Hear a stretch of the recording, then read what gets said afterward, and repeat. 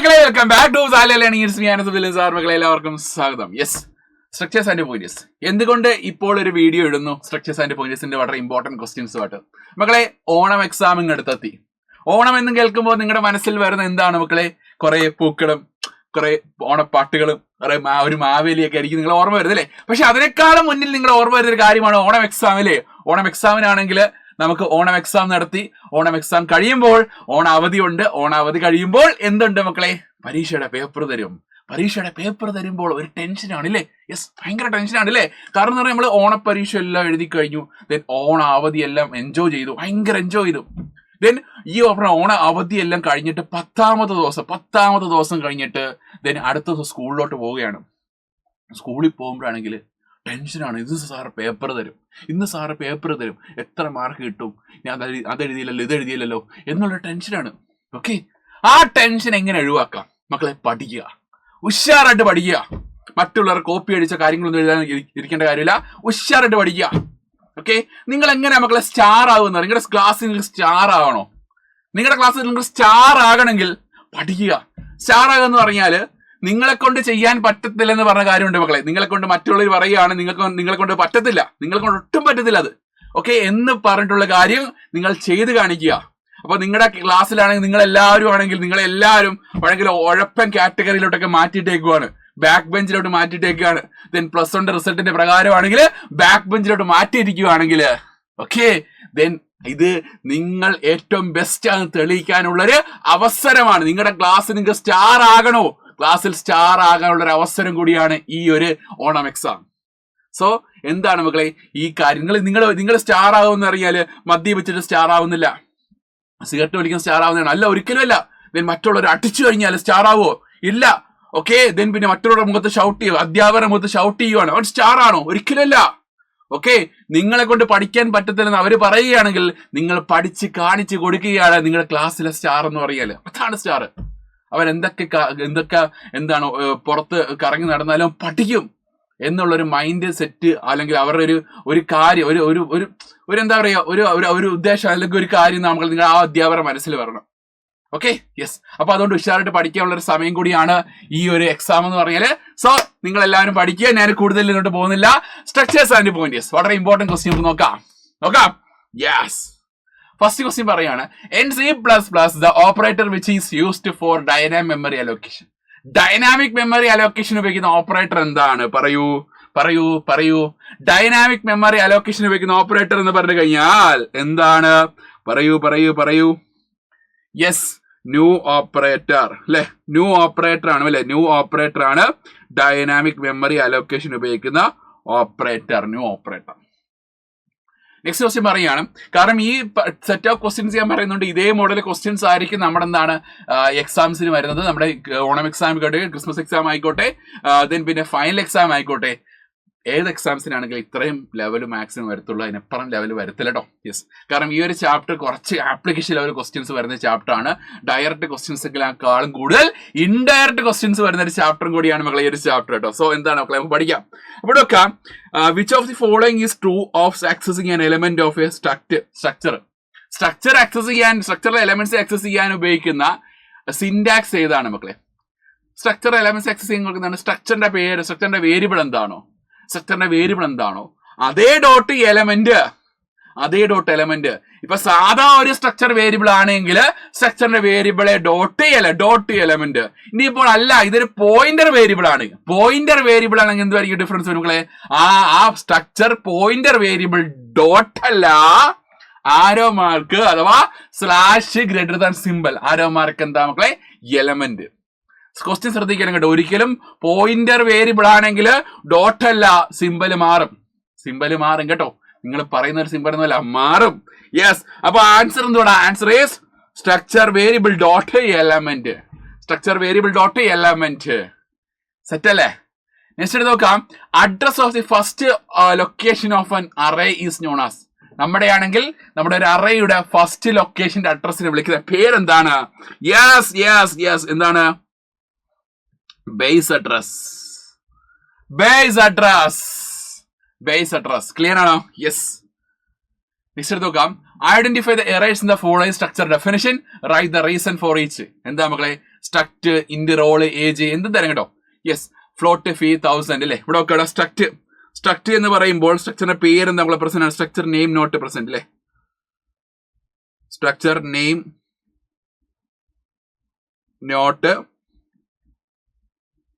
Not present. Okay, comma അതാണ് comma not allowed. Initialization പറ്റും മക്കളെ, ഇനിഷ്യലൈസേഷൻ നോട്ട് അലൗഡ് കേട്ടോ.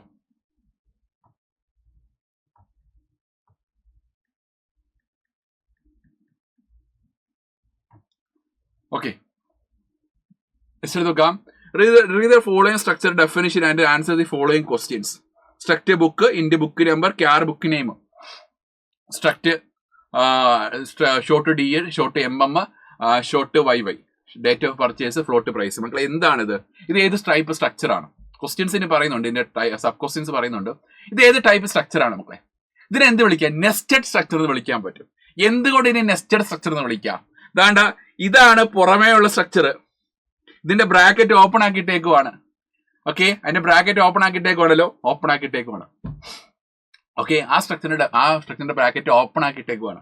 ഓപ്പൺ ആക്കിയിട്ടിട്ടാണെങ്കിൽ അത് ക്ലോസ് ചെയ്യാതെ അതിനുള്ളിൽ തന്നെ വന്നിട്ട് അടുത്ത സ്ട്രക്ചർ ഡിഫൈൻ ചെയ്യുന്നു. അതിന് പേര് കൊടുത്തേ പോയില്ല. ഇന്നർ സ്ട്രക്ചറിന്റെ പേരില്ലേലും കുഴപ്പമില്ല, ഇന്നറിന്റെ പേരില്ലേലും ഒരു കുഴപ്പമില്ല കേട്ടോ.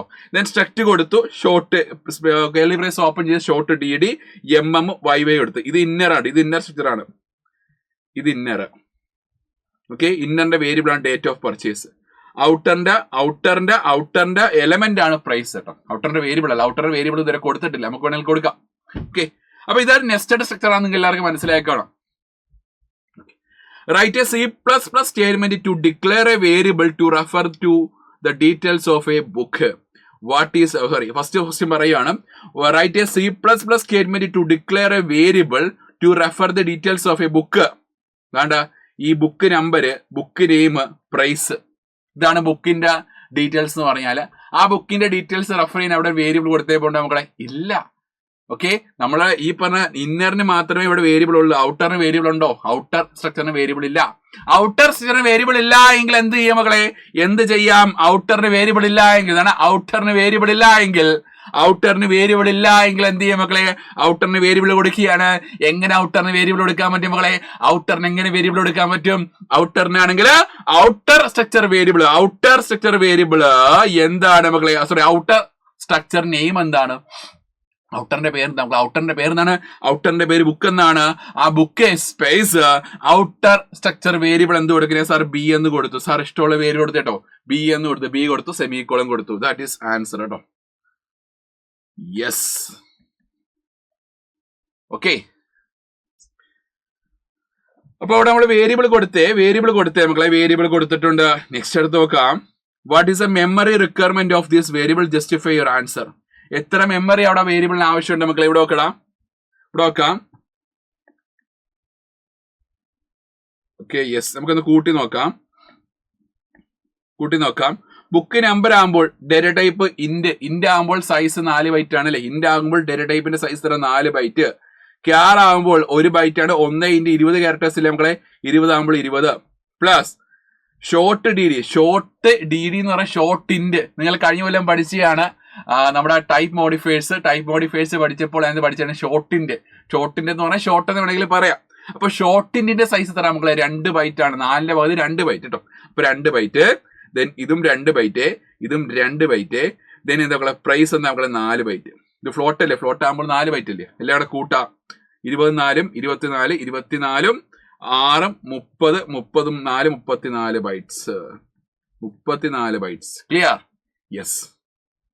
Next, write a C++ statement to initialize this variable to refer the details of your computer science textbook. Computer science textbook ആണെങ്കിൽ നമുക്ക് കൊടുക്കാൻ ഉപയോഗിക്കുന്ന ഒരു ഇനിഷ്യലൈസേഷൻ സ്റ്റേറ്റ്മെന്റ് കൊടുക്കാം. എങ്ങനെ കൊടുക്കാം? ഇതിന്റെ സ്ട്രക്ചർ വേരിയബിൾ എന്താ മക്കളെ? BL. എങ്ങനെ കൊടുക്കാം? സ്ട്രക്ചറിന്റെ പേരെന്താണ്? ബുക്ക് എന്നാണ്. Book B = curly brace open ചെയ്ത് ഫസ്റ്റ് എലമെന്റ് എന്താ മക്കളെ? Book number. സാർ എന്ത്? ബുക്ക് നമ്പർ 1101 എന്ന് കൊടുത്തു. അത് സ്ട്രിങ് അല്ല, അത് ഇൻറ്റിജർ ആണ്. സോ സിംഗിൾ കോട്ട്സും ഡബിൾ കോട്ട്സും കൊടുത്തില്ല കേട്ടോ. ദെൻ ബുക്ക് നെയിം എന്ന് പറഞ്ഞാൽ കമ്പ്യൂട്ടർ സയൻസ് ഇല്ലേ മക്കളെ? നേരെ സ്ഥലം സാർ താഴെ കേട്ടോ. അപ്പൊ കമ്പ്യൂട്ടർ സയൻസ് ബുക്ക് സ്ട്രിങ് ആണ്. സ്ട്രിങ് ആണ് എന്ത് കൊടുത്തു? ഡബിൾ കോട്ട്സ് കൊടുത്തു, കോമ പ്രൈസ് എന്ന് പറയുമ്പോൾ എത്ര നമ്മളെ ഞാൻ 120 കൊടുത്തു. അത് ഫ്ലോട്ട് ആണ്, ഫ്ലോട്ട് 120.00. ഫ്ലോട്ട് ആകുമ്പോൾ ഒരു ഫ്ലോട്ടിംഗ് പോയിന്റ് വാല്യൂ പോയിന്റ് ഇട്ട് കൊടുക്കുക. 120 ആണെങ്കിൽ 120.00 എന്ന് കൊടുക്കുക. അപ്പോൾ റെഡി ആയിക്കോളും കേട്ടോ, വേറൊരു കുഴപ്പമൊന്നുമില്ല, രണ്ടും സെയിം തന്നെ കേട്ടോ. ഓക്കെ, നെക്സ്റ്റ് അടുത്ത missing of structure tag in the inner structure does not cause any error. State whether this is true or false, give the reason. മക്കളെ ഇന്നർ സ്ട്രക്ചറിന് ഇവിടെ പേര് കൊടുത്തേപ്പോ ഉണ്ടോ? പേര് കൊടുത്തേപ്പോ ഇല്ല.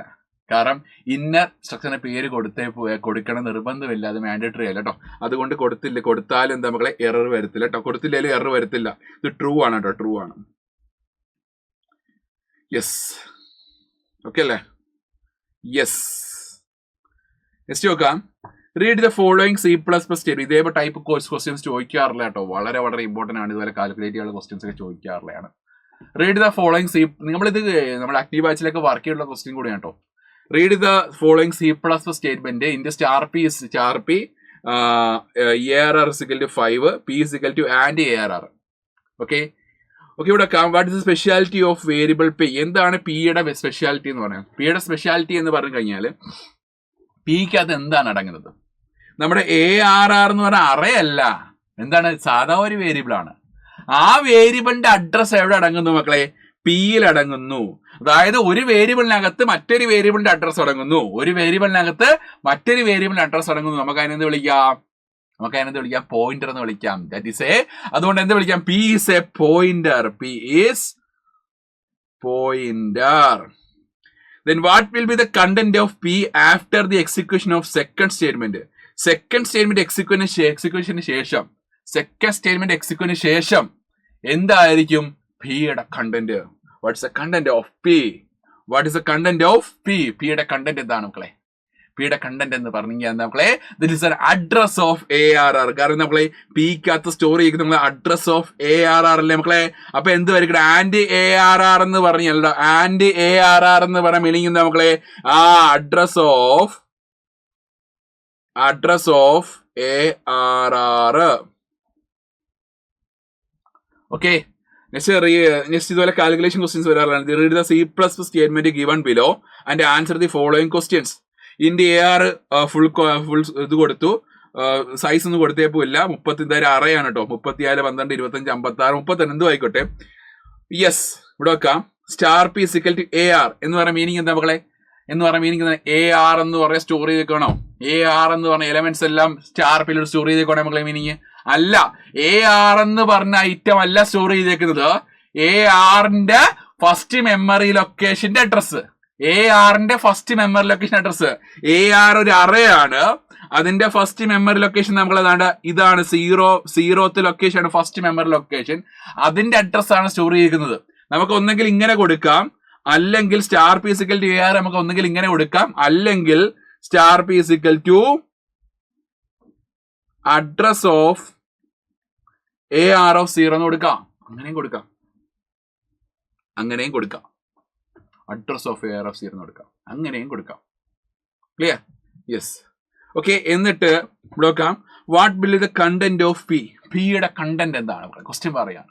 AR എന്ന് കൊടുക്കുമ്പോൾ ശ്രദ്ധിക്കുക, AR ഒരു അറയാണ്. നേരത്തെ എന്താ മക്കളെ? AR ജസ്റ്റ് എന്താണ് ഒരു വേരിയബിൾ മാത്രമായിരുന്നു. പക്ഷെ ഇവിടെ എന്താണ് മക്കളെ? ഇവിടെ AR എന്താണ്? ഒരു അറയാണ്. അറേ ശ്രദ്ധിക്കുക. അറേ എന്ന് പറയുമ്പോൾ star P equal to AR എന്ന് പറയുമ്പോൾ AR എന്ന് മാത്രം കൊടുക്കുകയാണെങ്കിൽ അത് ഫസ്റ്റ് മെമ്മറി ലൊക്കേഷൻ അഡ്രസ് ആയിരിക്കും. ഇവിടെ വെക്കാം. AR of 0 എന്ന് പറയുന്ന ഫസ്റ്റ് മെമ്മറി ലൊക്കേഷൻ 34. 34ന്റെ അഡ്രസ് എന്താണോ ആ 34ന്റെ അഡ്രസ് ആയിരിക്കും ഇവിടെ സ്റ്റോർ ചെയ്യുന്നത് മക്കളെ, പിയിൽ സ്റ്റോർ ചെയ്യുന്നത്. അപ്പൊ എന്താണ് ഇതിന്റെ ആൻസർ മക്കളെ? What will be the content of P എന്ന് പറയാൻ മക്കളെ എന്താണ് ആൻസർ? അഡ്രസ് ഓഫ് AR എന്നാണ് എഴുതേണ്ടത്. അല്ല, it is a base address of ആദ്യത്തെ address of base address of P. Sorry, base address of AR. ARന്റെ ബേസ് അഡ്രസ് ആയിരിക്കും പിയിൽ സ്റ്റോർ ചെയ്യുന്നത്. Next, what is the output of the expression star P plus star of AR plus 2? Star P എന്ന് പറയുമ്പോൾ P എങ്ങോട്ട് point ചെയ്യുന്നു? AR of 0 point ചെയ്യുന്നില്ല മക്കളെ. അപ്പൊ AR of 0 കിടക്കുന്ന വാല്യൂ എന്താണ്? 34 ആയിരിക്കും. Plus star of A R plus two. Star of A R plus two എന്ന് പറഞ്ഞാൽ എ ആർ പ്ലസ് ടു എവിടെ മക്കളെ? എ ആർ പ്ലസ് ടു എങ്ങോട്ട് പോയിന്റ് ചെയ്യുന്നു? എ ആർ പ്ലസ് ടു എന്ന് പറഞ്ഞാൽ ഇത് എ ആർ, ഇത് എ ആർ പ്ലസ് 1, ഇത് A R plus 2. A R plus 2 എത്ര നമ്മളെ? 25 കൂട്ടാം 34ഉം 25ഉം 5 4 9 3 2 5 59 അല്ലേ? 59. ഓക്കെ, നെക്സ്റ്റ് എടുത്ത് പറയുന്നത് the A R plus plus is invalid. Why? How does it different from P plus plus? എന്താണ് എ ആർ പ്ലസ് പ്ലസ് എന്ന് പറഞ്ഞാല്? ഇതെന്താ മക്കളെ? ഇത് എ ആർ പ്ലസ് എന്ന് പറഞ്ഞാൽ അറയുടെ അഡീഷൻ ആണ്. അറയ്ക്ക് അരിത്തമെറ്റിക് ഓപ്പറേഷൻ മക്കളെ ഇല്ലടാ. അറേ അരിത്തമെറ്റിക് എന്ന് പറഞ്ഞ ഐറ്റം അവിടെ ഇല്ല. പക്ഷെ പി പ്ലസ് പ്ലസ് എന്താ മക്കളെ? പി പ്ലസ് പ്ലസ് എന്ന് പറയുമ്പോൾ P is equal to P plus 1 എന്ന് പറയാം. പി എന്താ മക്കളെ? പി എന്താണ് മക്കളെ? പി എന്താണ്? അതൊരു പോയിന്റർ ആണ്. പി പോയിന്റർ ആണ്. അതിന് പിക്ക് നമ്മൾ അരിത്തമെറ്റിക് ഓപ്പറേഷൻസ് വരാറുണ്ട്. അല്ല കേട്ടോ. യെസ്, ഓക്കെ അല്ലേ? സെറ്റ് അല്ലേ? യെസ്. ഓക്കെ, പിന്നെ പഠിക്കേണ്ടതാണ് മക്കളെ അറേ സ്ട്രക്ചറുടെ ഡിഫറൻസ്. വളരെ വളരെ ഇമ്പോർട്ടന്റ് ആണ്, ചോദിക്കുന്ന ക്വസ്റ്റ്യൻ കൂടി കേട്ടോ. അറേ സ്ട്രക്ചർ ഡിഫറൻസ് നമുക്ക് നോക്കാം. അറേ എന്ന് പറയുന്നത് ഡിറൈവ്ഡ് ഡേറ്റ ടൈപ്പ് ആണ്. സ്ട്രക്ചർ നമ്മളെ യൂസർ ഡിഫൈൻഡ് ഡേറ്റ ടൈപ്പ് ആണ്. ഓക്കെ, അറേ എന്താണ് മക്കളെ? സെയിം ടൈപ്പ് ഓഫ് ഡേറ്റയുടെ കളക്ഷൻ. നമ്മൾ കഴിഞ്ഞ പഠിച്ചത് സെയിം ടൈപ്പ് ഓഫ് ഡേറ്റ ആണ് കണ്ടിന്യൂസ് മെമ്മറി ലൊക്കേഷൻ സ്റ്റോർ ചെയ്യുന്നത് അറേ എന്ന് പറയാം.